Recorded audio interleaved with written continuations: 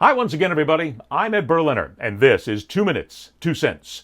There perhaps was no greater peal of laughter than what I produced upon recently reading the remarks of one Dan LeBatard. Now, first, some background. You see, I've known Dan for decades, going back to his print reporter days in South Florida. You see, back then we actually used to gather for the occasional amusing beer and burger in Coconut Grove. I remember that one lunch at a place called Johnny Rockets in the Grove, where he railed to me about radio and TV sportscasters, how he would, and this is a quote, rather cut off my fucking hands than be on radio. Yep, things do indeed change.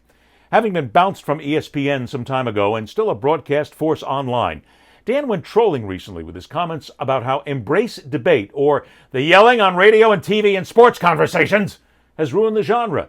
In one sense, he's right, and I wholeheartedly agree with his public slamming of cretinous verbal pestilence such as Stephen Smith. I only use the A in his name when I want to refer to him as the rectal orifice that he truly is. But sorry, Dan, you were part of that downfall. You embraced the genre while at ESPN and on the road up. You were a bedrock of that growth, so now you can't just piss all over it and seem superior.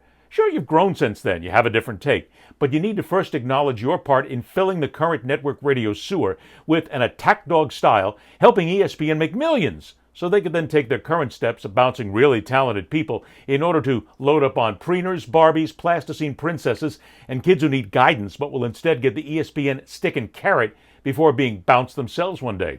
Radio broadcast talent has been diluted to the point of the Smiths, the Bubbleheads, the former jocks who can barely slap three words together, and you were there at the beginning. Hell, we all were at one time or another. You simply don't want to admit you're part of the reason this genre is in the toilet today. Dan's show isn't my cup of brew, but I respect what he has done. He just needs to start fessing up to his part in what's happening now and maybe, just maybe, use his popularity to turn things around. Something everybody in this business needs to consider. Hey, there's the mirror, Dan.